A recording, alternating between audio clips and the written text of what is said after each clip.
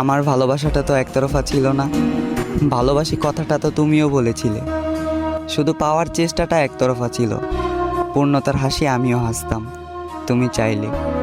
শুধু জীবনের যৌবন নয়, পুরো জীবনটাই তোমার জন্য দিয়ে দিতে রাজি ছিলাম, কিন্তু তুমি বুঝলে না। আমি জানি আমি তোমার যোগ্য না, যোগ্য করে নিতে হয়।